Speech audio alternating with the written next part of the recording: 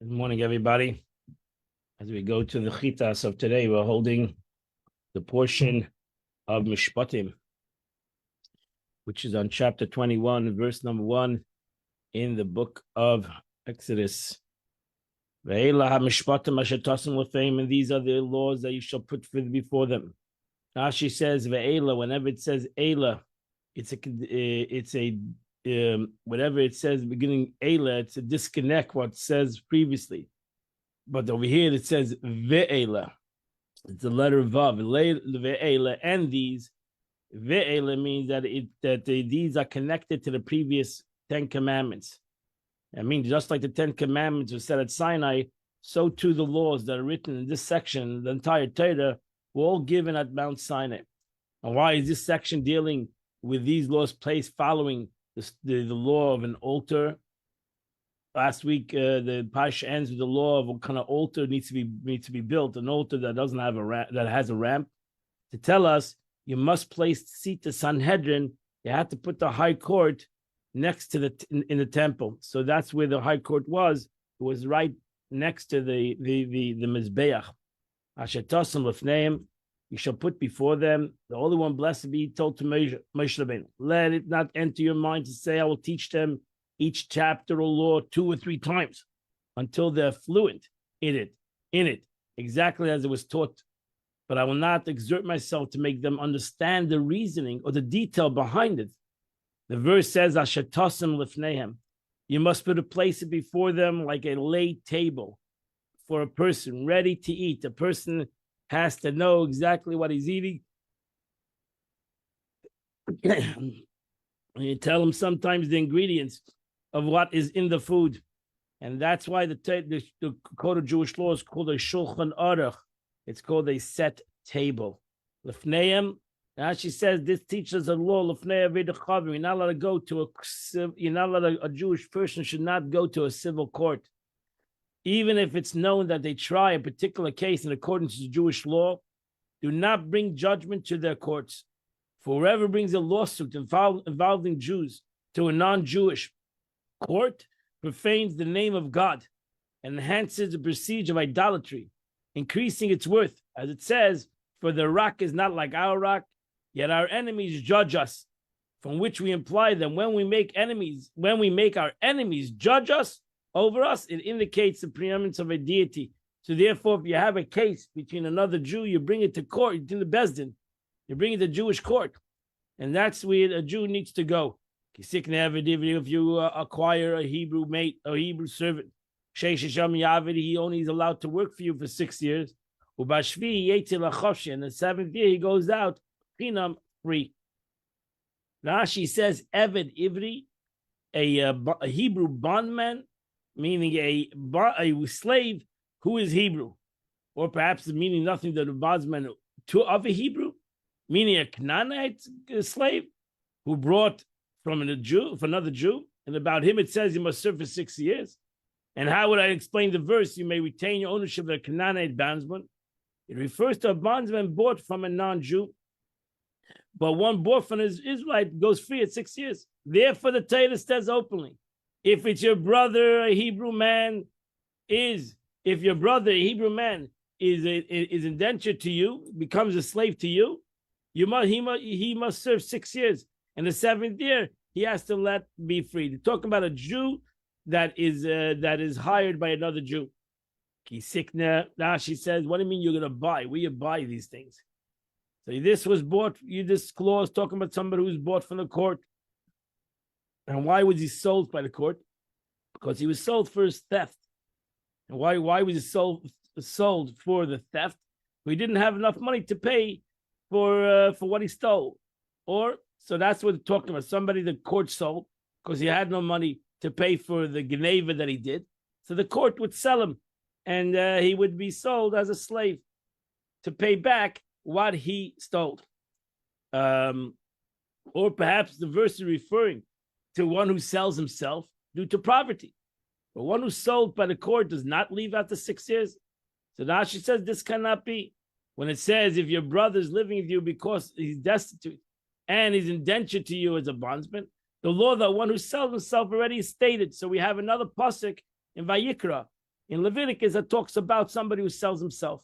So therefore, this pasuk is talking about somebody who sold by the court. Lachavshi means to freedom. Verse number 3, in Begapa Yave, Begapa Yetze, if he comes in as a single man, he goes out as a single man. In Bali Ishahu, if he's a married person, B'yatze Ishtima, his wife goes out with him. Now she says, if that means that one who's not married, as Uncle translates it, Begape. Begape means B'lechudayu. He comes alone. The term Begape, it's like it's saying Beknofei, meaning that one that he entered service just as he was, alone in his clothing. He came with his own clothing on his back, so to say. In Bal Ishahu, if he's married to a Jew, as a Jewish wife, then his wife goes out with him. Rashi says, who brought his wife into the service? What does it mean the wife goes out? Why does the wife go in? And Rashi says, because this teaches us that one who buys a Jewish slave, he has to provide for his wife and for his children. He has to make sure that his wife and his children are taken care of. So that's why when the Torah says he goes out, now he's not obligated anymore for the wife and the children. Verse number 4 in Madayna Gitala Yisha. If his master gives him a wife, and he has children from this woman, he has children, or daughters, sons or daughters. So then when he goes out free, so then the wife that he's given in servitude belongs to the owner, and he goes out alone. She says this is an interesting law in the Torah. This is only the law that Torah gives. That from here we learn that the master is permitted to give him a Canaanite bondswoman, to whom to father more Canaanite. So he's allowed to give him a non-Jewish girl as if she's a slave by him, or perhaps the verse is referring to none other than an Israelite wife. Torah therefore states the wife and her children will belong to her master. We thus see that the verse must be speaking about a Canaanite bondswoman. For a Hebrew bondswoman also leaves the service after 6 years, so she cannot give her a regular Jewish girl, even though she's also a bondswoman by him. He doesn't have that right. And she also goes free after 6 years, or even a woman goes free after puberty. If your bondsman is indentured to you, or a Hebrew woman, you must serve only 6 years, which teaches us that a Hebrew bondsman also leaves after 6 years. If the guy says, I love my master, I'm Baruch Hashem very happy in this servitude, and I like this woman that I'm married to, and I like my children. I don't want to go out free. I don't want to leave after 6 years. This one's one. Then the master brings him before the court. He brings him out to the door, to the doorpost. And then the master pierces his right earlobe, and he serves him until the Jubilee year.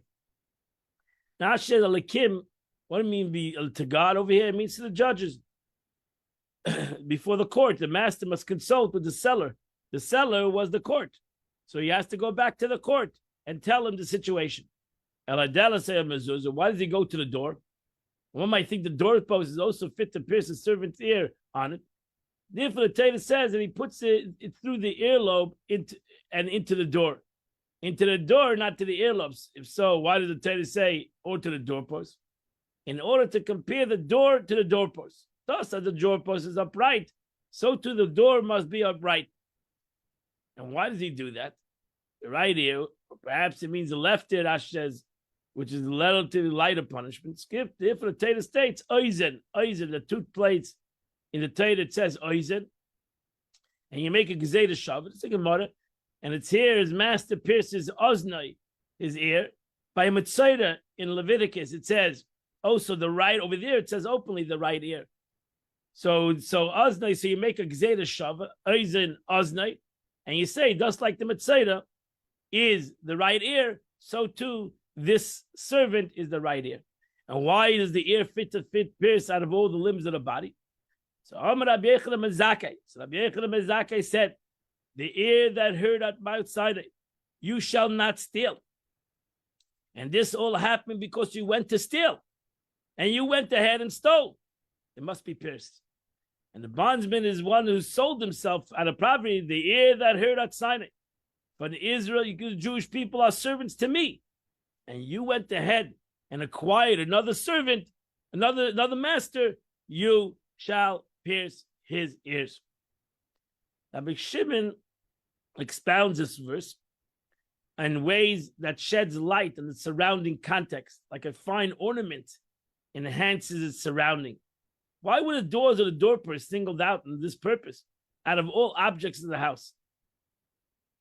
The Holy One, blessed be, said, the door and the doorpost that were witnesses in Egypt when I passed over the intel and the two doorposts for the Jewish house, and I freed them from slavery. And I said, for Israel are servants to me, meaning that they are my servants and not servants to other servants. Yet this person went out and acquired himself a master. So that's why it was the right ear, and that's why it was at the doorpost where the mezuzah is. What means forever? Forever does not mean forever. It means till the year of Jubilee. Ashi says, how do you know? Maybe it means literally forever. Therefore, the Torah says regarding the Jubilee, it says, each of you must return for his family. And by Jubilee, frees everything back to the original state. This tells us that 50-year period is called Olam. In the Torah, 50-year period in legal issues is called forever, is a concept of 50 years, Jubilee. This does not mean that he serves him entire 50 years, but he serves until the Jubilee. So the question is, when is Jubilee? Jubilee is after you count 7 times 7, the 50th year is Jubilee. That's connected to the Shemitah, to the 7-year cycle of the land of Israel. Verse number 7, if a man will sell his daughter as a bondswoman.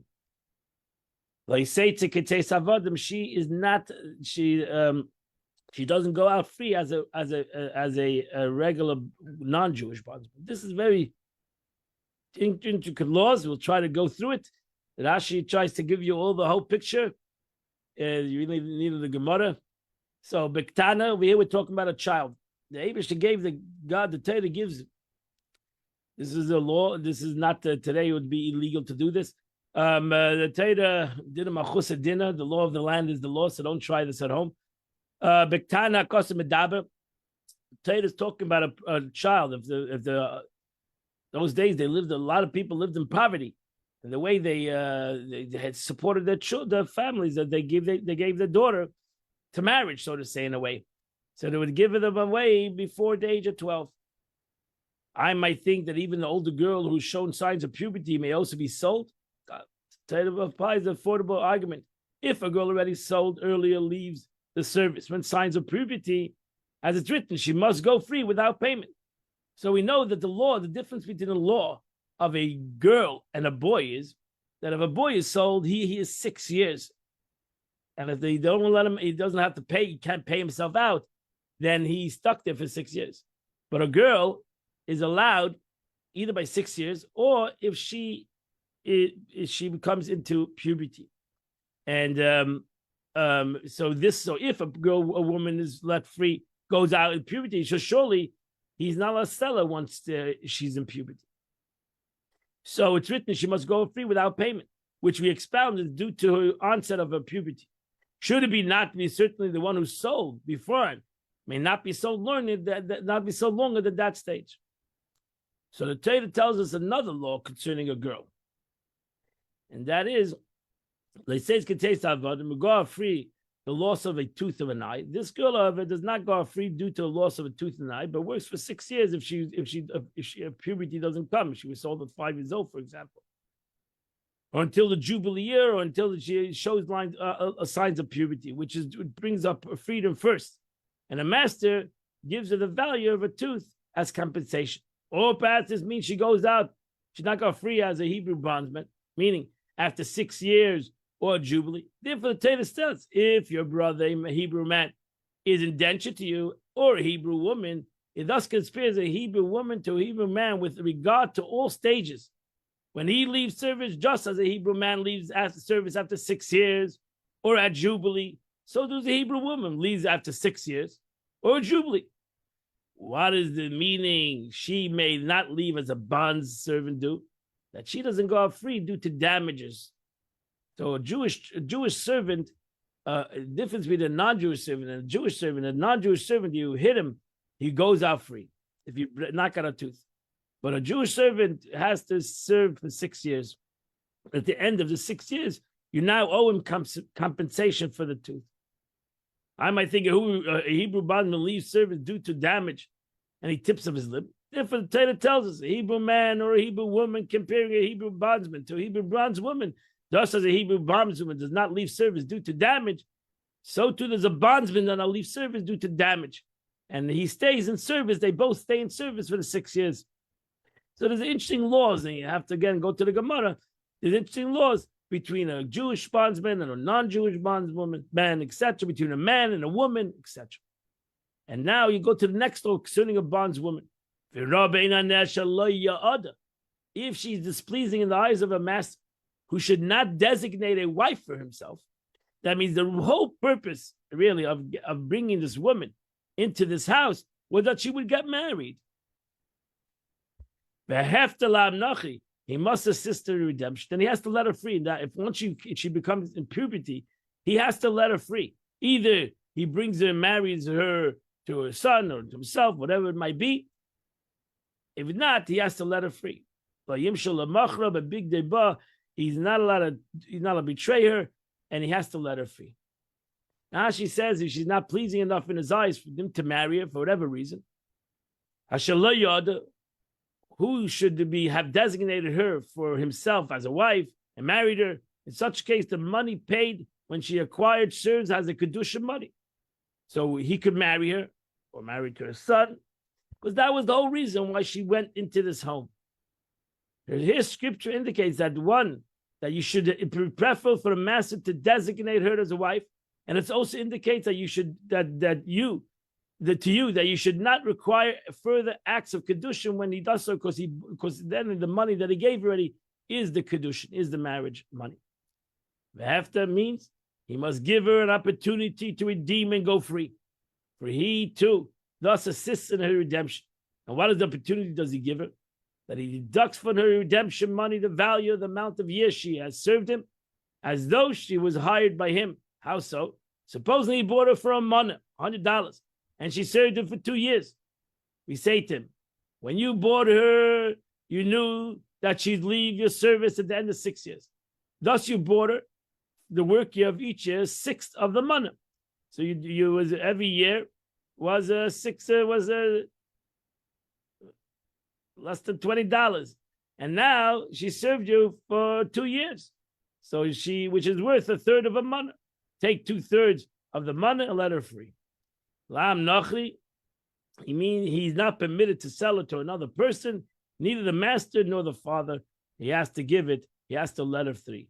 The big deba, which applies to the master, means if he wishes to betray her by failing his commission to designate her as a wife, and similarly, her father cannot sell her because he betrayed her by selling her to this man, and now she's totally free.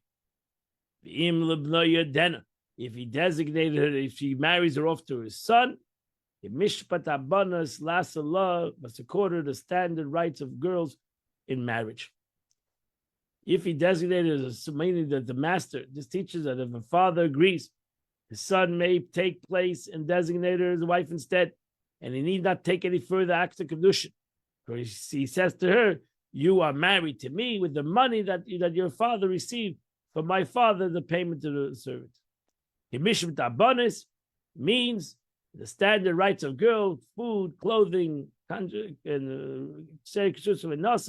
that he's obligated to do any other. It's like a regular married woman. You shouldn't think, oh, she's a bondswoman, she's different than any other married woman. If he marries an additional wife, Shady and reduce one's, because in Torah law, a man can marry more than one wife. If you take another wife, you have to give each wife their food, clothing, conjugal rights. Everybody needs to be treated equally. He may not reduce her food, clothing, conjugal rights for the Israel bondswoman whom we already designated as a wife. She'eda means food. Ksusa means clothing. Kamashma and Nasa means sexual relationships. Verse 11, but if he does not do these three things, she goes out free. Ein kasev, without owing him any additional payments. Now she says, if he's not one of these things, meaning if he does not do one of these three things, then what are these three things? He will designate a wife for himself. That's number one, or to his son, or he must deduct the monetary value of service or redemption money so she can leave her earlier service. But this master did not designate her as a wife to himself or to his son, and not have money which to redeem herself.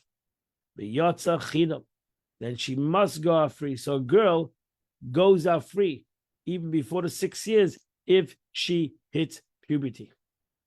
Provides additional stage of the bondsman to leave service over these other bondsmen. And what is the additional stage? She leaves service. The teacher, she leaves service when she shows signs of puberty. But she stays with her master until she shows these signs. However, at the end of the 6th year comes, before she shows signs of puberty, we have already learned that she leaves. And it says the Hebrew bondsman is indentured to you, or your Hebrew woman must have free. So a girl has an extra thing that she goes out. She can go out before 6 years if she has hit puberty. Or maybe it says, saying that she leaves service only with the onset of full maturity, maybe not puberty, maybe she has to become an adult. Scripture therefore states an additional phrase without payment to include her leaving service due to full maturity. And if I had not said both phrases, I would have said she must go out free. Only teaches us that she leaves upon the onset of full maturity, but not puberty. It therefore states that it's not to give an opportunity for someone to understand the verse differently, and therefore we have to know exactly how to learn these verses. Verse number 12, Naki Ishiva Mace, if a man strikes another person and he dies, God forbid, Mace Yumas, he must be put to death. Now she says this, there are several seemingly superfluous verses written in the various sections about murderers, and I'm able to explain and why each of them is written and why does it say each one separately. Maki Ishval Meis, one who strikes a man so that he dies. Why is it said? It says later, Ishki Yake Kol Nefesh Adam. We have another verse. The verse says that if a man strikes any human being, he has to put to death. So why does over here the Torah say Maki Ish? I would have understood the meaning that he struck him with a non-fatal blow. Therefore, Torah says, he who strikes a man so that he dies, meaning that he strikes a man so he dies, implying that he's not liable for the death penalty until he strikes him with a fatal blow. And if he had not just said he strikes a man, and not said if a man strikes, I would have said he's liable for the death penalty unless he strikes a man. For I don't know that he's liable to strike a woman or a child. Therefore, it says if a man strikes any human being, even if it's a child or woman. Furthermore, it says, he who strikes a man, I might understand that even a minor who struck and killed a person is liable. Therefore, the Torah says, if a man ish, that only if it's a man, if it's an adult, Scripture says if a man strikes, but not a child who strikes. Also, the verse says, if a man strikes any human being, implies that if the victim is non-viable fetus, Scripture therefore states he strikes a man. That means he's not liable of death penalty until he strikes a liable child who's fit to become a man. So this is another law we learned, that if, God forbid, a person strikes a child that is in the mother's stomach, for example, or in Jewish law, the first 30 days, It's not capital punishment in these aspects. Verse 13, if a person did not lie in wait, it was not intentional murder. What happened? It was unintentional. So to say, God caused it to happen. I'm going to give you a place, a city of refuge, which you shall run to the city of refuge. Means you did not lie in wait for him and did not intentionally kill him. Sada is a lashon of Arav, you lie in wait, Sada.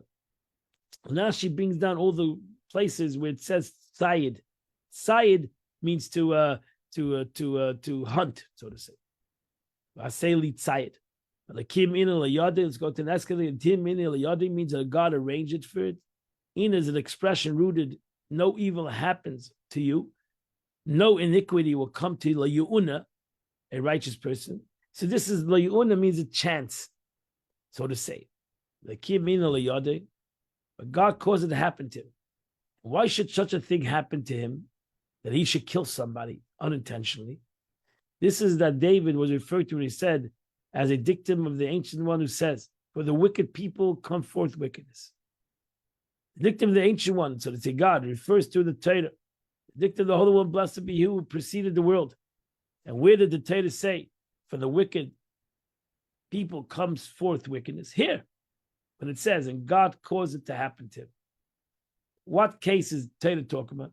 Torah is talking about a case when two people, one who killed somebody inadvertently, and the other one killed somebody intentionally.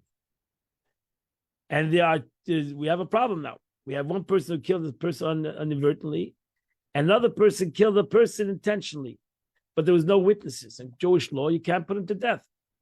In fact, either case, who could give evidence? The one who killed intentionally was not killed. The one who killed inadvertently was not exiled because there was no witnesses. The Holy One, blessed be, arranges them to meet in an inn, so to say. He who killed intentionally. The Holy One, blessed be, is so now the one who killed intentionally. So the Holy One, blessed be, arranges them to meet in an inn. He who killed intentionally sits under the ladder. And he who killed inadvertently climbs up the ladder. And while descending, falls upon the one who's killed intentionally, killing him. And the witnesses then testify against him that he is sentenced to exile. So that's what happened. So the guy who's unintentionally is walking up the ladder. The guy intentionally killed somebody without witnesses walking underneath the ladder. God causes the guy to fall off the ladder. And he lands on the other guy, he kills him. And now there's witnesses. And now the guy who killed intentionally is killed. The guy who killed unintentionally has to run to the city of Russia. So the result, the one who killed inadvertently is exiled, and the one who killed intentionally is killed. Now provide you a place also in the desert to which to flee. And what place provided him? That was the camp of the Levites were provided to every Jew to run. Verse number 14. If a man acts intentionally against his fellow to kill him with guile, you take him off my altar to kill, put him to death. What's the purpose of this verse? Once who strikes a man already. I'm understood that even one who killed non-Jew or a doctor causes the death of a patient during a treatment, or an emissary of the district court who causes the death of somebody who, while administering the 40 lashes, or a father who strikes his son and kills him, or a teacher who disciplines his child in the class and kills him, or one who killed him mistakenly is put to death. Therefore, the Torah says that one acts intentionally and not mistakenly against his fellow, but to kill him with guile, but not an emissary of the judicial court, a doctor, or one who disciplines his son. This is not a deliberate act. So a person who's protecting himself. Now she says over here, this teaches even if he's a kohen or priest, and he's in the middle of doing the service, you take him off the altar, and he has to be put to death. Verse number 15. If a person strikes his father or mother, he shall be put to death. Now she says, since we learn regarding one inflicting a wound upon his fellow that he must pay damages, but not so if you not death. It needs to tell us regarding one who inflicts a wound upon his father and of his mother. Again, this is a Torah law. It's not a civil law. This law that a person that hits his father and mother is put to death. And we're talking about, Rashi says, a blow that causes a wound. One or the other. Strangulation. If somebody kidnaps a person and sells him, and he's found in the kidnapper's possession, the kidnapper is put to death. Rashi says, what's the purpose for this verse to be said? Since it says if a man kidnaps any person from amongst his brothers, from there alone, I might have thought that this applies only to a man who kidnaps a person. But we don't know that even if he kidnaps a woman, one of a indistinguishable gender, for example, or a hermaphroditic kidnaps somebody, how do we know he's liable? Therefore, Torah says someone who kidnaps a man and sells him. And since there it says someone who kidnaps a man, I might thought it applies only to kidnapping a man. But when do I know it applies to one who kidnaps a woman? Therefore, Torah says if a man kidnaps any person, thus both verses are necessary. While one omits, the other fulfills. What does that mean? He's found in his possession that the witness saw him kidnap the victim and sold him. Thus the victim is found in his possession earlier before he sold. Because we have witnesses. Meis Yumas. Now she says by strangulation. Every time the death penalty is mentioned in the Torah without specification, it's by strangulation. Torah interrupts the continuous subject and wrote the verse, someone who kidnaps a man, between the verse about one who strikes his father and mother, and next he goes back to the father and mother again. The verse, one who curses his father and mother, and it appears to me that they gave rise to the difference of opinion in the Talmud. Now, one said, maintains that we compare hitting a parent to cursing one. And the other one maintains that we do not compare the two, and that's why there's a verse in between. Verse 17, who curses his father and mother shall be put to death. Rashi says, what is the purpose of this verse? Since it says a man who curses his father and mother, we had in Vayikra. In Leviticus, you have the same pasuk almost. But here alone, I might have thought that this applies only to a man who curses his father and mother. But we know it applies to a woman who curses his father and mother. Therefore, the Torah says over here, Mekalel, it says general, whether it's a man and a woman. Thus, include both man and woman. So why does it say later, any man who curses his father? To exclude a minor. That's the next verse. That it comes to tell us that a child that curses his father and mother is not the same law. Doesn't put to death. Meis Yumas. Rashi says over here, you learn something for general Torah. Meis Yumas over here, it says plural, by stoning. Wherever the shedding of blood is fault, wherever the shedding of his blood is his fault, the death penalty is stoning. The prime example illustrating this being the people must pelt them with stones. The shedding of their blood is their own fault. And regarding the one who curses his father and mother, it says the shedding of his blood is his own fault later on in Vayikra. You gotta look up the verse in Leviticus. Verse 18. If two people are quarreling, and one man goes to strike the other, he strikes him with a stone or with his fist, and he doesn't die. But nafal mishkav, he falls, he gets sick. You heard him. You heard him. Rashi says two men are fighting. For what is the purpose of this passion? Since it says compensation for an eye must be made for the loss of an eye, from there we learn that he must pay the value of his limb. But we did not learn that he must pay the victim loss of work and his healing. Therefore, the Torah over here talks about not only you have to pay for damages, you have to actually pay for the actual his also that he can't go to work or his doctor payment. The lawful the mishkav. She says kedagumay v'yafel levatlan. I mean, he falls into an activity. He basically cannot work. But if he gets up and walks about outside by himself, and as he did before, and one who struck him must also be acquitted. Like Shifta Yita, and he must pay for his loss of work. And he must pay for his recovery. Now she says, Al Mashamte, Al Bria V'Koiche, he got back to his health, Baruch Hashem. V'nika Make. How could it be possible to imagine that this person who did not actually kill should himself be killed?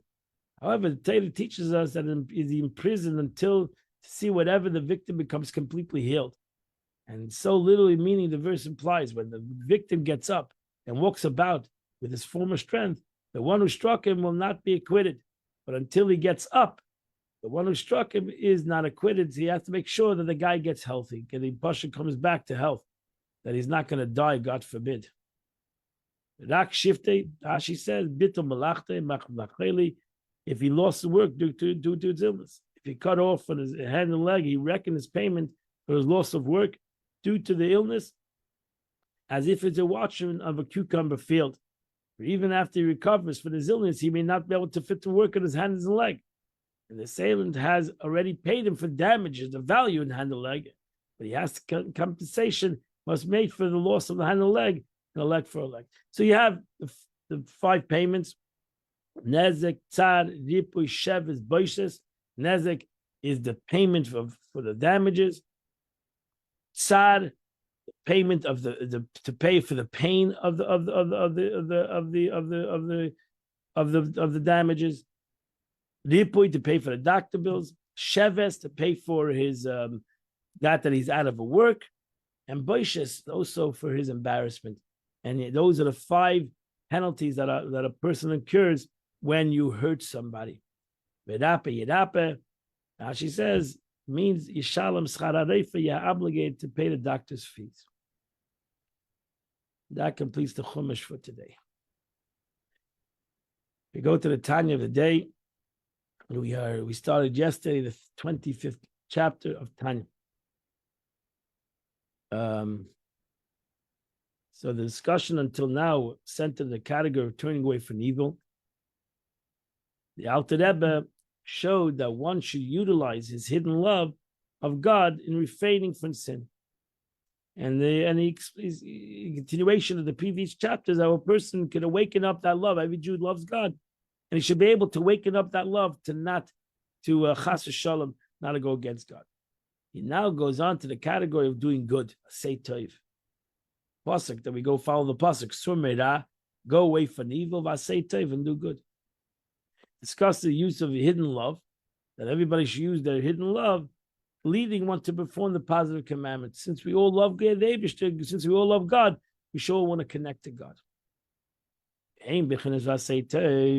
So in the category of doing good, let's God to strengthen himself like a lion, with the might and determination of the heart. He should be able to go against his evil inclination. Which weighs heavy down on his body. And he puts upon himself sloth. The body gives him depression. Then it's just say the Afa, which is the element of earth, which comes from his animal soul. This laziness prevents him from exerting his body. Bizrizus communicated of Avedas Basa with his body. Energetically, it takes away his energy with every type of effort and strain in the service of God, Avedas Hashem, which entails effort and toil. Because that's what it is. To serve God is not an easy job. And therefore, it's very easy to get lazy. For example, that you to labor in the learning of Torah. Because the learning of Torah is not like reading a book. It takes amelis. It takes hard labor. The Ian prepare, whether it's with concentration and with the mouth early, like pasuk pumer giser, means you don't stop saying the words of Torah. As our sages of blessed memory say, a person should submit to the words of Torah, like an ox to its yoke, like a donkey to its load. Work hard. Don't take it easy. And so too, prayer, the kavana. A person should have intention. He should pray devoutly. He should exert all the strength in the davening. And so too, God is serving God, with monetary aspects. For example, like the duty of charity. It's a duty. It's not something that you should just take lightly. It's something a person should go out and try to give charity and give. It's an avodah. It's a service. And so too, similar matters that entail great efforts. For example, where one must struggle with evil inclination, and wild and all the trickery of the animal soul. That he should, so to say, cool down his soul. Claiming he ought not to display his money in the case of charity or his health in matters of requiring physical shit. It's very easy for a person to resist and to subjugate his nature. It's close to him when he takes it to heart. And to conquer his nature. And above and beyond that. And to do the total opposite, meaning to exert oneself strenuously, both bodily and financially, not in the service of the world, but in the service of God. It's much easier to exert himself in the service of God than giving his life up for God. Hashem Yishreinu, may God protect us.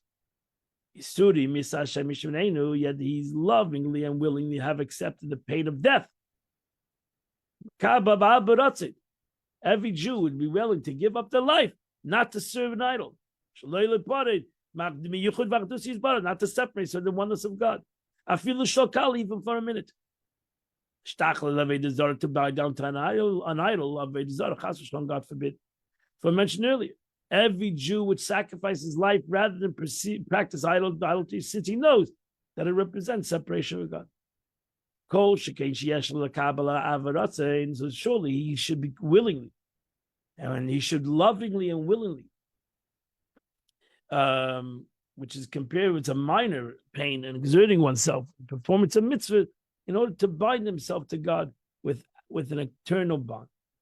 So there are twofold arguments over here that writes over here. Firstly, performance of mitzvahs actively bind a man to God, and oppose to refraining from idolatry, which merely prevents separation from him.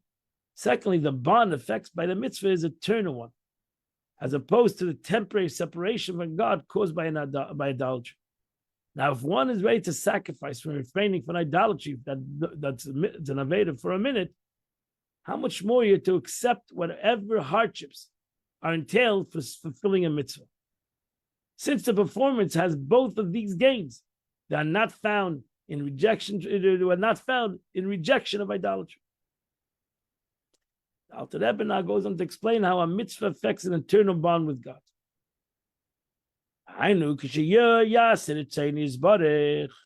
When one fulfills a mitzvah by God,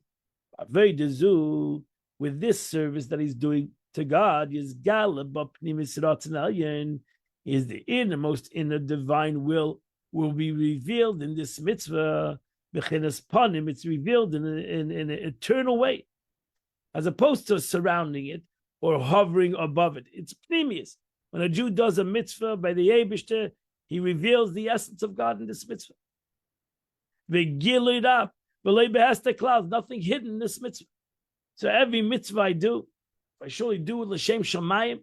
I reveal Pasha the Eber, simply I reveal the A God in this mitzvah. As explained in chapter 23 already, the mitzvah represents the God's innermost will. And one performs then, the will stands completely revealed. That's it. Whether I understand it, whether I don't understand it, I'm doing the will. When I do so, I understand it from another person. When I do somebody else's will, I complete that his will. And when there's no concealment by God, so then at that moment, this mitzvah is totally bound with God. It loses, it becomes totally one with HaKadosh Baruch Hu. This mitzvah now becomes one with God. Because we explained in chapter 20, 22 and 24, no created being can possibly consider itself separate from God unless the divine will is concealed from it. But over here, the divine will is not concealed from it. The mitzvah is totally doing the will of HaKadosh Baruch Hu. So there's nothing that can conceal it. Since the inner aspect of this will stands revealed in one's performance of mitzvah, it does not permit any sense of separation. And therefore, that mitzvah that I do becomes one with HaKadosh Baruch Hu because I'm doing the will of HaKadosh Baruch Hu. So what happens at that moment? So thus his soul, the soul of performing the mitzvah. So now both the divine soul and the animated soul and their garments of thought, speech, and action at that moment,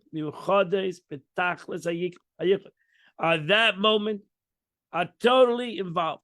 And you should realize that, a person can do a mitzvah and his mind can be someplace else. And that's why it's an avodah, to do a mitzvah and to concentrate, at least at that moment. That when I do the mitzvah, my thought, my speech, my action, the mitzvah are all united. I am focused in this mitzvah. Whether the mitzvah takes a minute, whether the mitzvah takes 45 minutes, I'm focused in the mitzvah. Because then everything is united. If my mind is someplace else, then the garment of the mind is someplace else. And therefore, I don't want to do that. I want to be focused in the mitzvah. Whether it's davening, whether it's learning, whether it's tzedakah, any mitzvah. Be focused totally with whatever you do, whatever you have. So at that moment, not only is my godly soul doing the mitzvah, my animalistic soul is doing the mitzvah, my garments of thought, speech, and action are doing the mitzvah. Everything is involved in this mitzvah.